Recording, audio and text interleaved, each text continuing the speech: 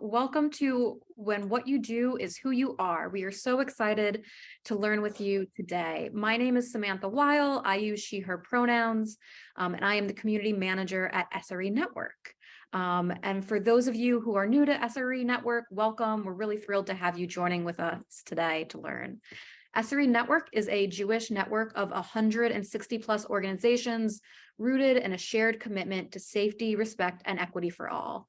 We inspire meaningful change in workplaces and communal spaces by bringing people together to address gender justice. Our work is focused on strategic community investments, research and learning, and community building. You can learn more about SRE Network in the chat, and maybe even consider becoming a member if you are new to SRE Network. In the next hour, we are so thrilled to be learning with Dr. Tobin Belzer. She'll be sharing insights from her research when what you do is who you are, the intersection of Jewish organizational culture and identity.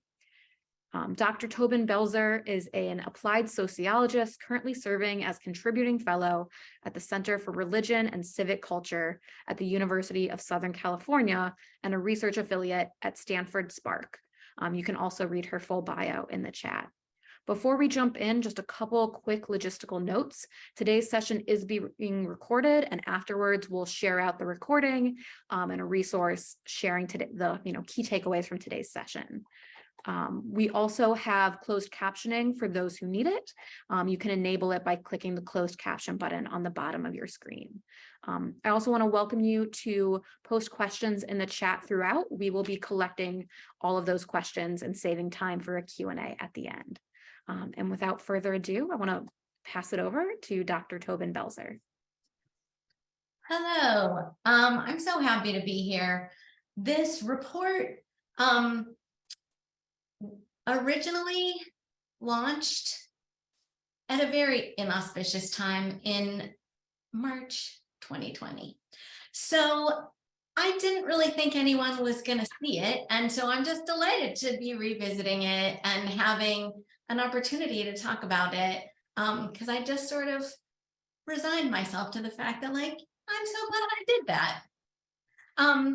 This project took place over more than 15 years and started out as my doctoral dissertation. I was doing a PhD in sociology at Brandeis, and I received the Joshua Venture Fellowship for Young Jewish Social Entrepreneurs when I was young.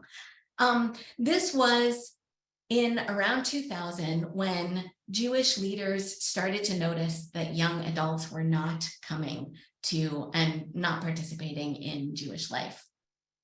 And they thought if they support young adults to develop initiatives to attract their peers, this would be a way to find the young Jews.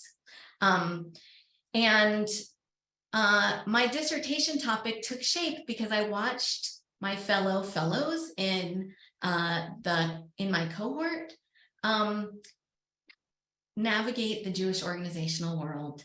And I watched Jewish leaders looking over the heads of the people involved, looking for the ones that got away, the ones that aren't yet involved, the elusive, unaffiliated, and really taking for granted that the people that were in the building, no longer in the building, but in the organizations were bought in. They didn't need to worry about us, young Jews who were working in Jewish organizations, because we were already there. So our voices, our experiences didn't matter because we were check. When I knew from my own experience that the more inside folks are, often the less inside they felt or the less inside they wanted to be. This was I imagined as a very maybe naive graduate student, this was my speaking truth to power moment. I had the amazing opportunity to be a teaching assistant for Anita who was at Brandeis. And so I'm I'm speaking truth to power because I thought that since the leaders were counting on young adults to be the ambassadors for Jewish communal life, that they would want to be sure that the ones that worked there would have really positive things to say. So I thought for sure that they would be interested. So I conducted, this was back in 2002. it seems like a million years ago, 48 interviews with young Jewish adults ages 22 to 38 who were employed at Jewish organizations in Boston, New York, San Francisco, and LA. And the study originally focused on understanding how their personal histories and experiences in Jewish organizations informed their thinking about Jewish community and influenced their sense of self as Jews. So I wanted to understand what happens when what you do is who you are, when your career is an expression of your identity. The first thing I found out was I couldn't find any young Jewish professionals because nobody wanted to identify as a Jewish professional. And I was being trained in feminist methods where we're not supposed to call anybody by anything that they don't call themselves. So you can imagine how I respond to things like Jew, not by religion, and other things that sociologists have been calling Jews based on the Pew study these days. But anyway, if they weren't calling themselves young Jewish professionals, my dissertation could not be about young Jewish professionals. So it was awkwardly about young Jews who have Jewish jobs. And secondly, I learned that the people that I interviewed, most of them did not see themselves in a Jewish job long-term.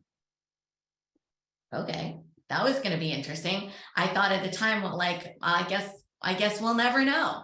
And third, I learned that how they felt about their job, this is like, oh yeah, influenced their experience when they got there. So I have a poll. I would love to see how the folks in this group answer this question, to see how my findings about their motivations to show up, how they show up for all of you. So Samantha, go.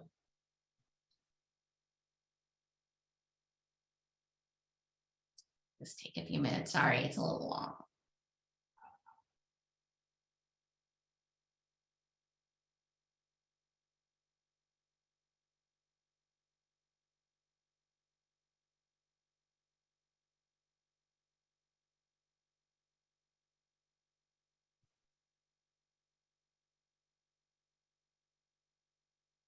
As you're doing that, I'm sure I shouldn't talk to you, but I just want to say what a pleasure it is.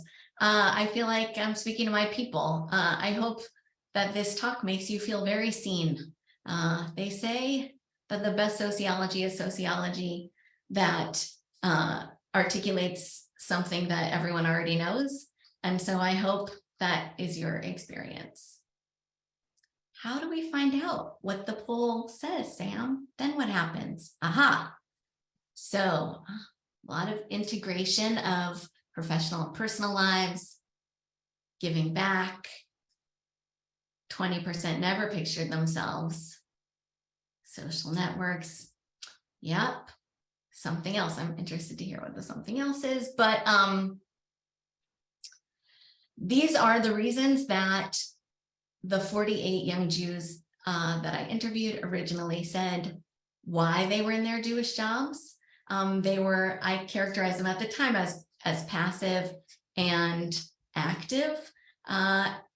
In the sample, that was like 20 years ago, most of the folks had fallen into their jobs. They didn't expect it. It wasn't a place, they didn't have big dreams of working in Jewish life, but they had been to camp and to Hillel, and their networks kind of funneled them in a way where they were like, okay, they followed the opportunity. And in doing so, a lot of them expressed extremely positive sentiments about what that was like. It enabled them to live integrated and authentic lives. They thought of their work as an expression of their Jewish identities. It gave them a strong sense of tradition and connection to culture and community, and they built really fulfilling and overlapping social and professional networks that a lot of the time were one and the same. And I heard stories about how working in Jewish organizations also had a less than positive impact. Exposure to Jewish organizational culture shaped their perspectives, sometimes negatively, about the Jewish communal sector, and influence their ideas about their place in it.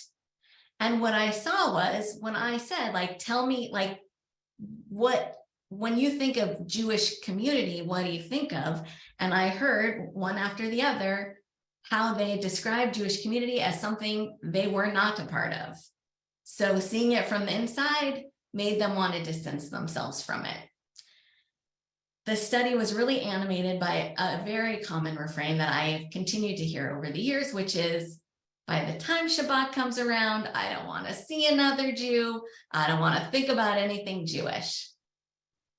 I thought that Jewish leaders would want to know this. Thought that was really important.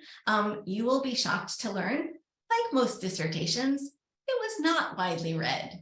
But over the years, when I talked about it, when I mentioned what my work had been about, people over and over said, you should, where are they now? Did they stay? Like, we used to do, where are they now?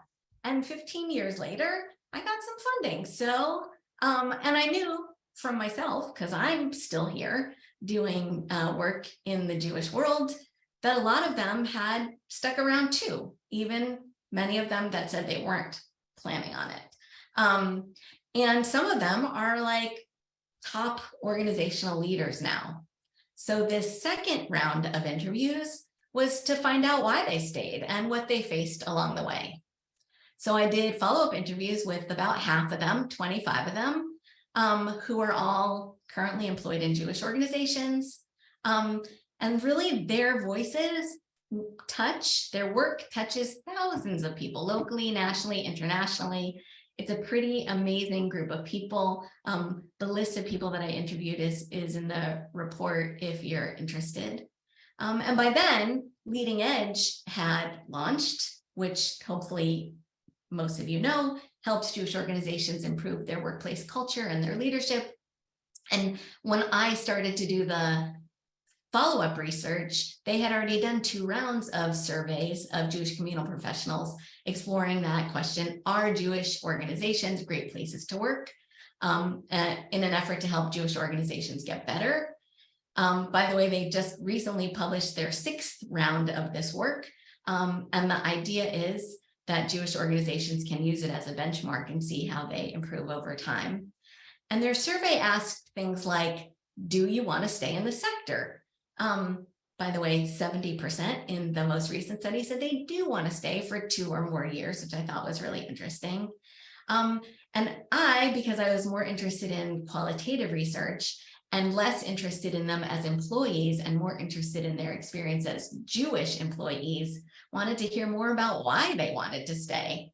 So I used this longitudinal research to add more to what we know about the relational dynamics that shape Jewish organizations over time, which is really critical to understanding how they can be improved.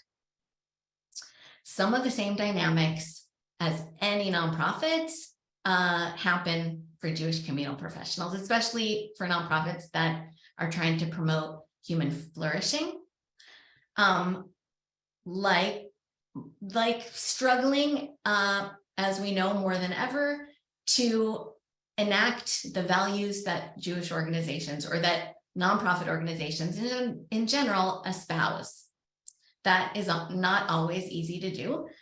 So working in nonprofit organizations often easily put is like overworked and underpaid. But when the work is linked to your identity, the consequences are more profound.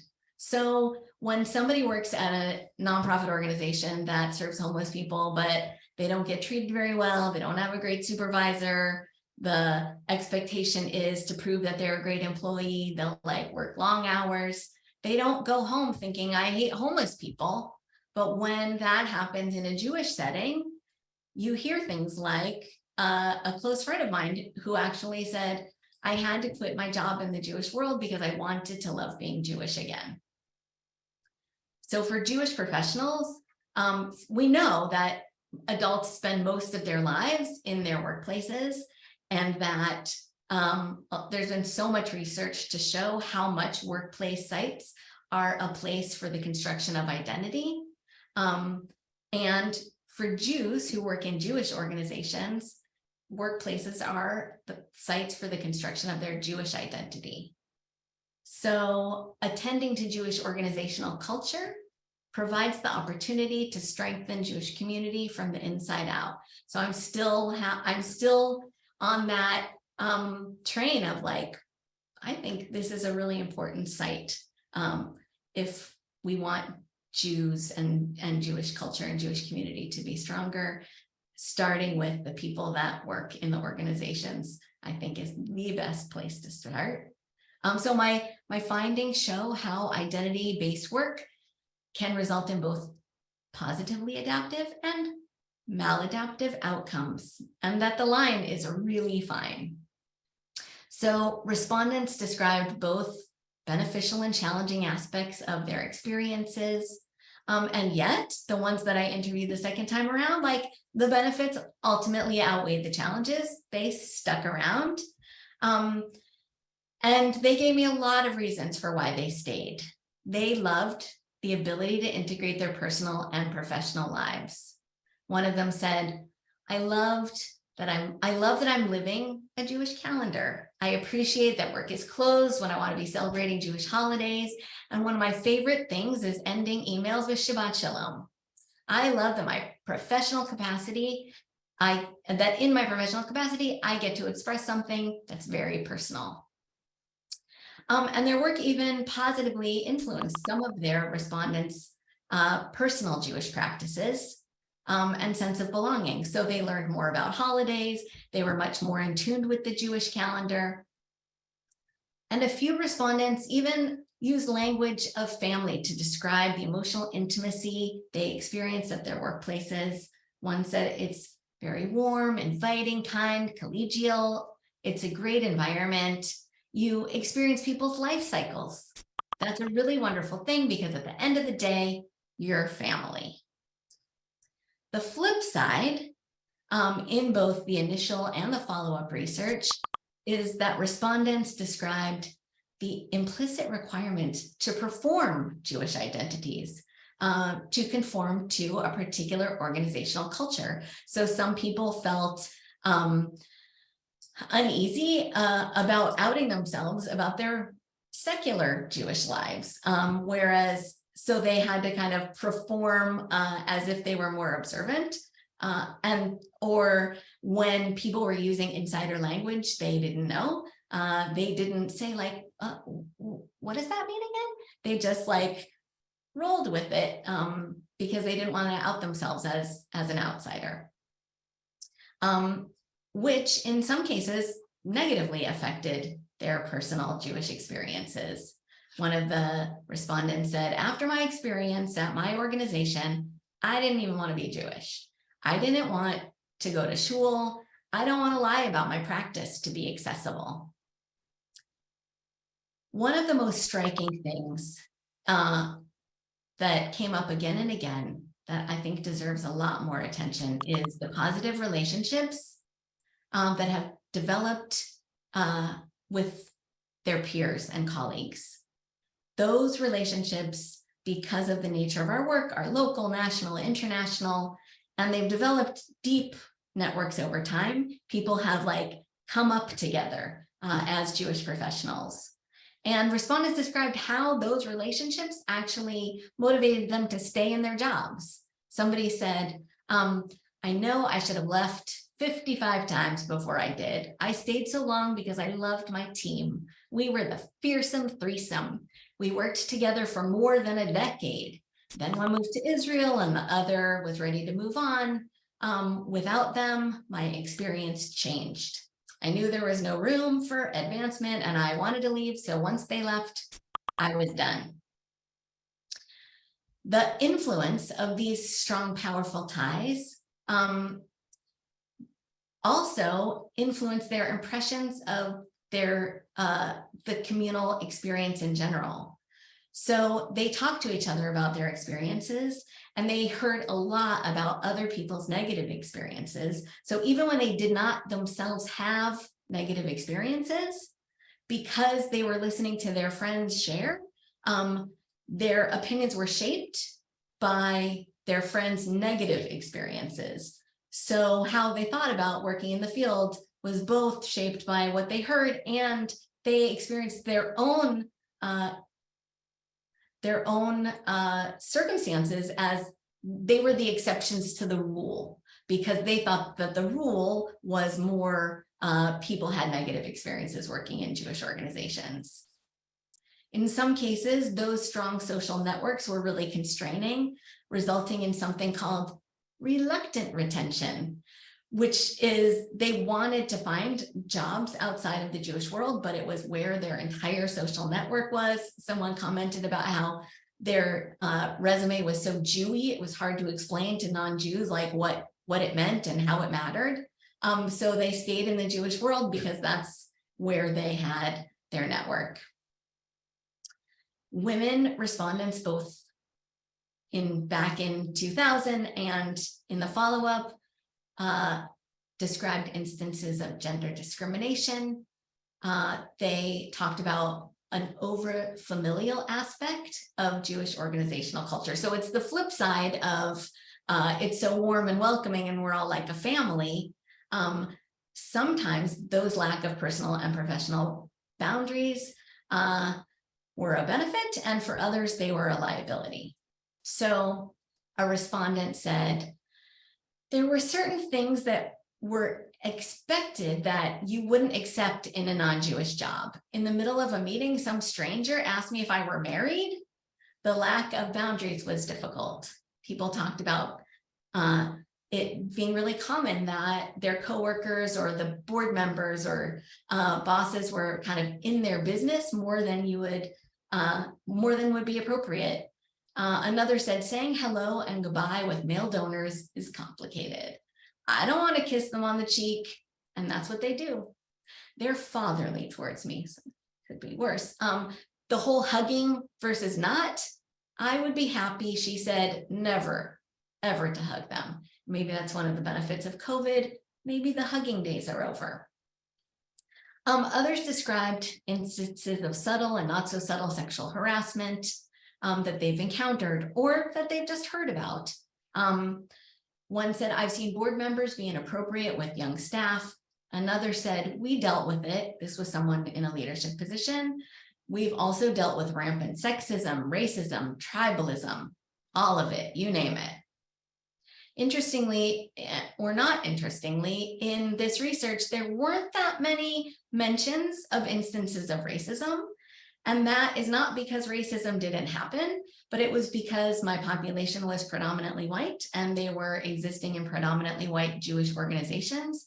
So they didn't see it because there weren't people of color that they were having experiences with. So when they did talk about racism, they talked about people talking about people of color, not about their own experiences.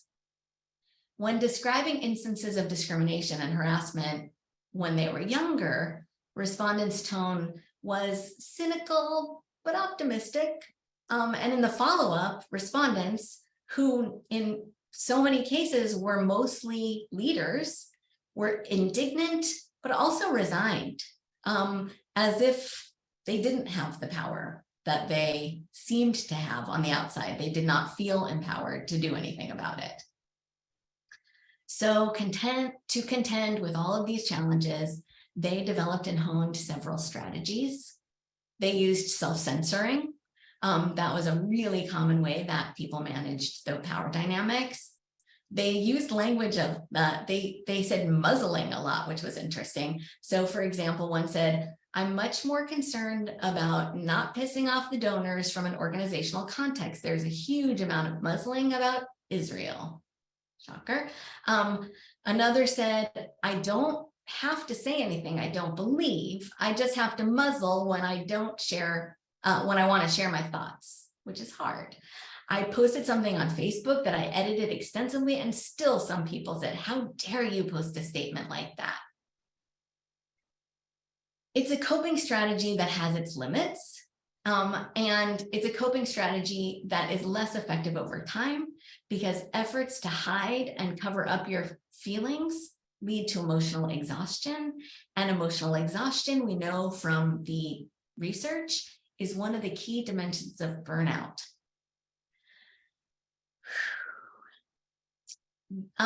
Respondents, they also described how they manage their emotions by turning to their peers for support. This is a great example of how something we all know, when you put some field-related jargon on it, it sounds much fancier. So a sociologist, Karen Lively, described this coping strategy as reciprocal emotional management, which just means like talking to your friends about what your experience is.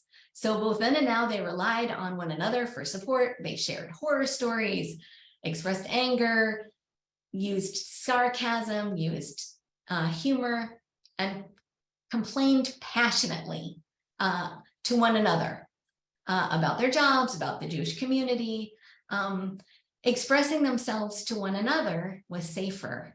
So they alleviated that emotional exhaustion caused by sublimating their perspectives at work, except that by talking to each other using reciprocal emotional management, that signified their sense of disempowerment. Within that hierarchical structure, they didn't feel like they could raise these issues with people in power. They didn't feel empowered to change things, that their opinion about things that were going wrong could be fixed. So they just talked to each other about it to make themselves feel better. By sharing those potentially disruptive perspectives, that was a key mechanism through which that dysfunctional organizational culture was perpetuated. So they were contributing to the problem. They commiserated with their peers, and in doing so, they maintained the status quo, which was a lot safer than risking their own jobs. And finally, they managed how they see themselves. So even though they had worked in the field for years, some of them still didn't think of themselves as Jewish communal professionals. During the follow-up interviews, a research participant described their current perception of Jewish communal professionals. They never identified as one, with these words. They said, "I'm sure the role has changed, but I think being a Jewish communal professional still has a specific connotation, and it has never been a role that I was looking to play. I didn't want to be in the rank and file of a large institution that just doesn't keep up. I know there's an expansion of what it looks like, but the term is still too narrow. Instead of calling themselves Jewish communal professionals, they called themselves like nonprofit professionals, or used other broader language, because they knew that there was a negative connotation about being called a Jewish communal professional. And it was really perpetuated by the inside. Jewish leaders often look outside the Jewish world to hire, because they feel like when professionals are vetted by other organizations outside the Jewish world, it makes them more legit. But meanwhile, the people that have been shaped and trained within the Jewish communal system are seen as less than. We know that organizational change begins by envisioning the kind of culture we want and articulating how what is happening deviates from that ideal. So my hope is, in learning more about their experiences and perspectives, we can contribute to the efforts to improve Jewish organizational culture, which will in turn provide a stronger foundation to support Jewish flourishing. Now, I said at the beginning that good sociology is sociology that reflects people's experiences. I have one more poll for you, and I would love to hear how many of these findings apply to you. Samantha, take it away.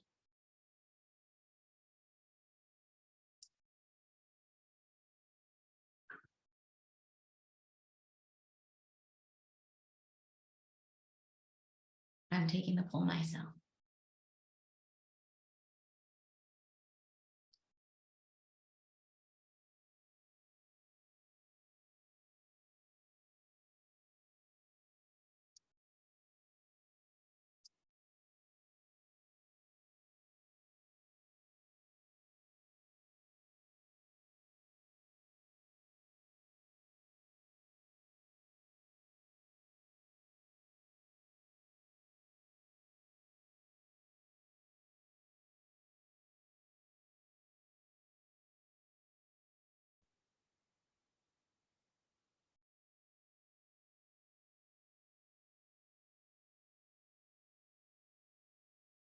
So curious. How'd I do?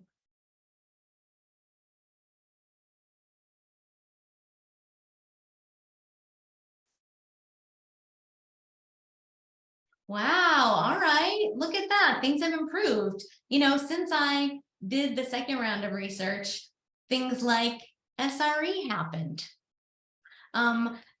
Concerted efforts have been made to change things, and I hope that these responses, at least some of them, show that things are changing, that feeling self-conscious about how you act Jewishly, it seems pretty tenacious still.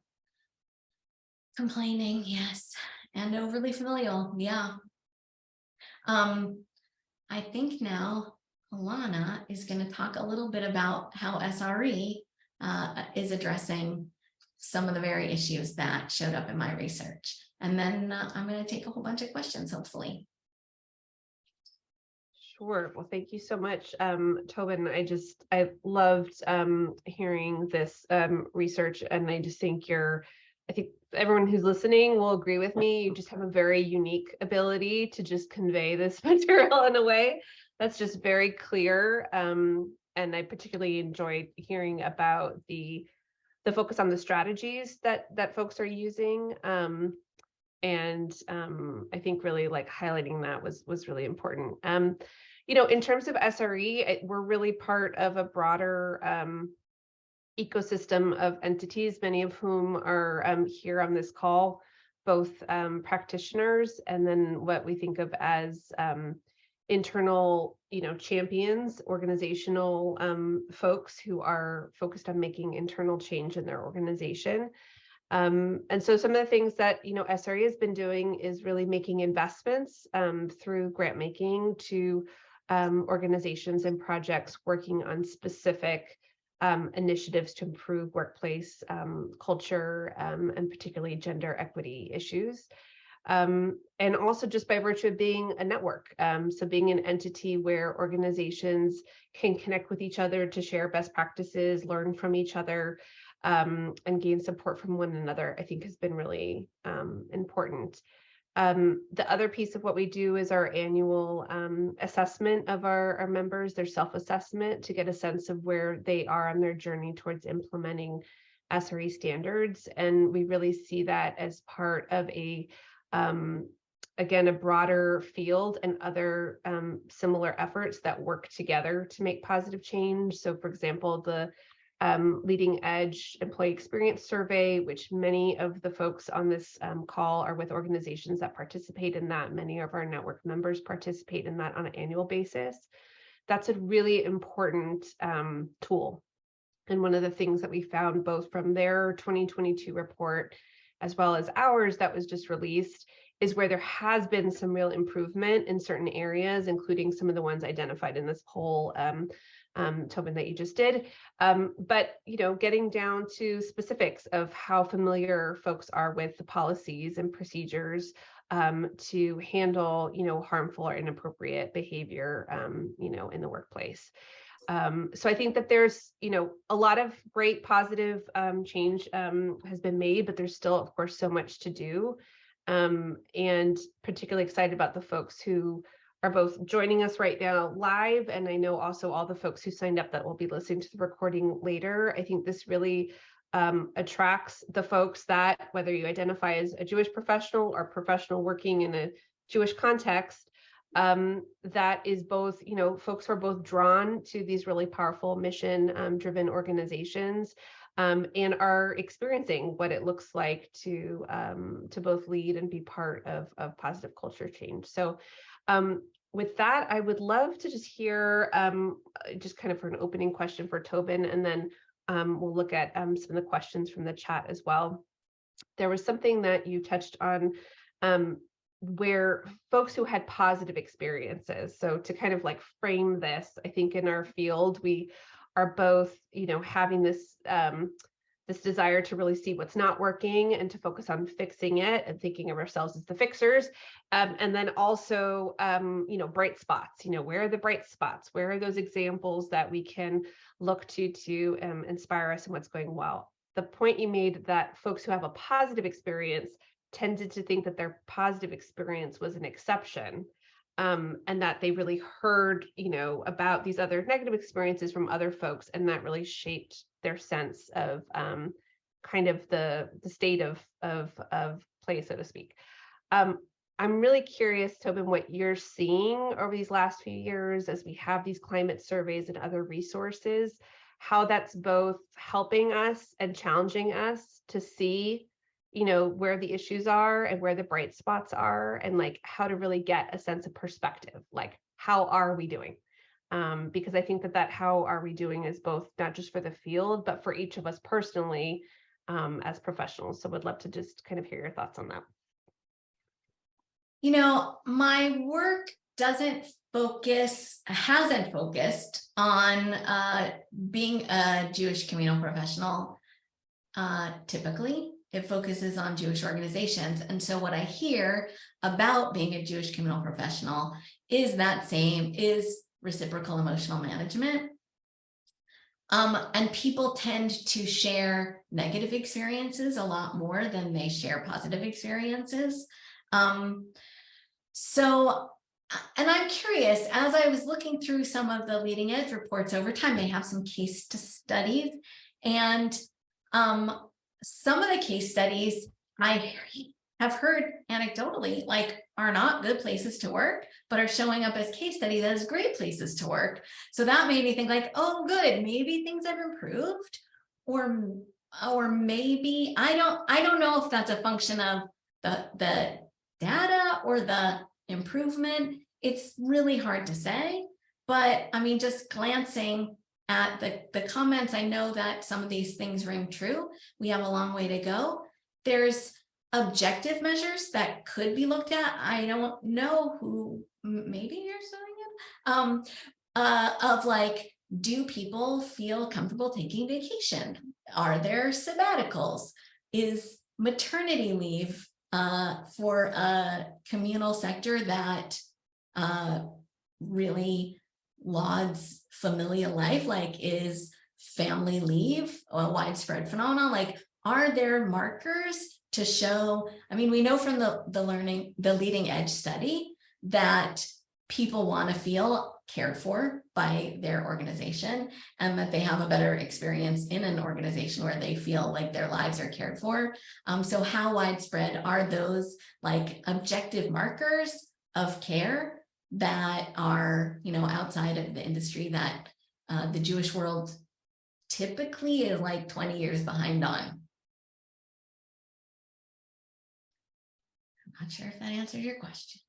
Yeah, well, and I think for a follow-up for that, like, and I don't know if it's outside the scope of your research, but like, kind of what are you seeing in the broader, in terms of workplace, like culture, and a lot of the big disruptions that we're seeing there around, virtual work, around, organizational culture and values, and just the ways that there's been so many shifts, shufflings, resignations, all those kinds of things. I'm curious, like, how we get a sense in terms of perspective of like where we sit, with this research, Jewish communal space, in comparison to like the broader sphere. I think that where we sit is pretty in line with, if I had to guess, like, the Jewish communal world is identity based. So looking at it, in my first round of research, I looked at feminist organizations, because that's another place where if you're treated poorly in a feminist organization, you go home thinking like, forget that. But I think that, like in the outside world, you've seen a lot of people Me Tooing, a lot of voices raised, and people feeling brave enough to express their experience. And like in the world outside the Jewish communal sector, there's been some pretty, in my opinion, gross and sad backlash. People saying that that's cancel culture, that expecting people to actually do teshuvah and not feeling satisfied when they do not do teshuvah. there's been a lot of critique of that. And also like there's a recent article about how CEOs feel like they're about to get fired at any moment because people are, I mean, this is my take on it, people are now expecting CEOs to behave appropriately, and that's hard for CEOs. So I feel like that some of the same trends are happening, which is it is still scary and risky to speak out. The dynamics of how our sector gets funded means that the balance of power is very top heavy. And I know that funders now are working to try to figure out how to name and make the power balance less of a negative thing and more of just a thing that they're contending with. But it's still very real in terms of who and how has the ease and the luxury of saying how they speak, how they think, of being able to be frank and honest. I feel like that those funder dynamics are very alive. And in fact, when my research, I got some funding that was not originally anonymous to do the second round of research. And I turned in the report. And I guess the funder did not expect there to be anything negative about funders. And once they saw that, they said like, yeah, we don't want our name anywhere on that. Like, no, not, yeah, no, thank you. But thankfully they didn't bury the research, which I was a little bit worried about for a moment. So they let me have the research, and that is how the research ended up going through the Center for Religion and Civic Culture, where I'm a contributing fellow and not affiliated with any funder, because funders didn't want to be seen as criticizing other funders. So I think building on that, I'll ask a question. Before I do, I'll just mention, so for folks who are on the call, the session's going to wrap up. We're going to do a little bit more Q&A. We're going to do a final evaluation poll. And then after the session is over, the SRE team, we're going to stop recording, and then the SRE team is going to stay on for another 15 minutes. So folks who also want to stay on and can ask questions, confidentially, because there's been a lot of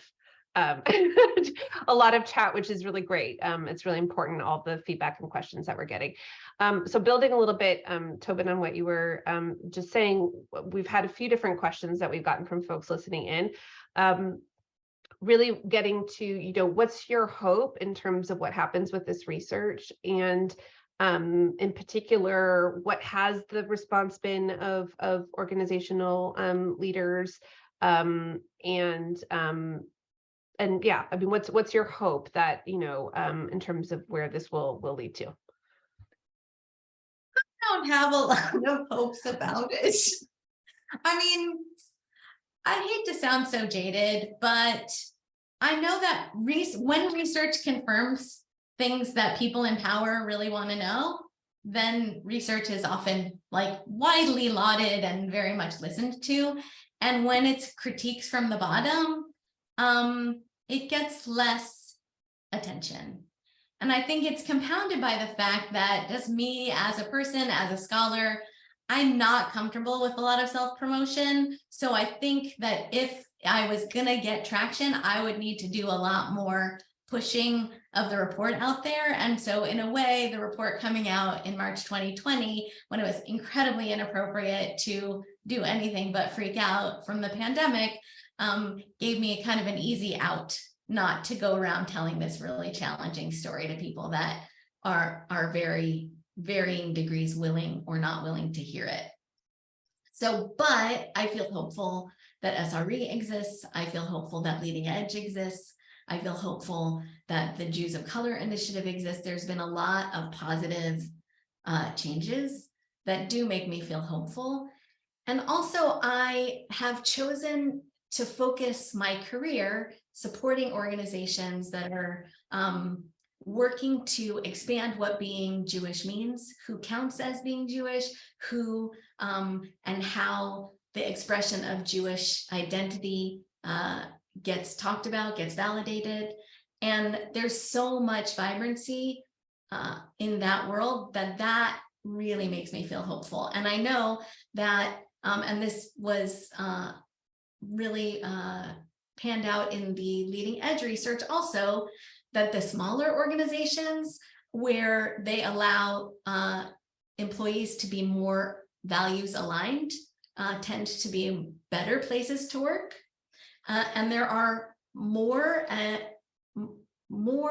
Jewish organizations and more diverse ways to express Jewish identity than in any other time in Jewish history. And that makes me feel very hopeful. Wonderful. And I will say, in terms of hope and level of hope, SRE does a lot of programming throughout the year. And this by far has been the session with most interest, and we had folks just signing up immediately. And so I do think it's a sign that there is tremendous interest in having this research and in having it be seen and validated. And so I hope that this is kind of just one of many conversations that that I'll be having about this. Did have a final little brief question before we close out and do the poll. And again, for folks, we'll hold some space after this session. Somebody was asking the folks who did not continue in the or did not continue in the Jewish space. Did you have a sense of kind of where they went and why? Any kind of anecdotes to share there that might be of interest? So this was one of those functions of you never get the research exactly right. And when I was a graduate student, I thought, oh, I need a variety. So I interviewed people that were part-time and full-time. So some of them were never going to stay in Jewish jobs because they were like youth workers and camp professionals that were part-time and always part-time. So it wasn't necessarily a function of like half left. It was a function of like half were never going to stay anyway. So had I to do it over again, I would have only interviewed full-time people. But everybody that I reached out to, everyone that I could find, which was a lot of people because Facebook was invented in the meantime, were really willing and delighted to participate in the second round, which I was a little bit surprised about because some of them are such prominent voices in this field. So it wasn't that they left. I don't have great stories of why they didn't want to be in the research because they were just like doing their thing. Well, thank you so much, Tobin, for this really important conversation. Just to share with folks, and we've shared the link in the chat. But again, these were highlights from a full study, and so there's a full report for folks to read and think about and take back to their organizations, discuss with their leadership, with their teams, what's resonating, what's changed, what hasn't changed, where there might be some opportunities to really focus and hone in more on some of those growth edges and spots that need to be addressed. And again, I know we also have in this virtual room a lot of folks that are really engaged in this in a major way, both within their organization over years and leading organizations focusing on positive culture change in our Jewish community. So thank you everyone for being part of this conversation. We are going to share, Samantha, is that right? The link or the evaluation, if folks can help us by filling this out. It helps us understand how our educational offerings are being helpful and where we have room for growth as well. And then again, we'll be holding some space, not recorded, for additional conversation. So thank you, and thank you so much, Tobin. My pleasure. Thank you so much for having me. Thank you.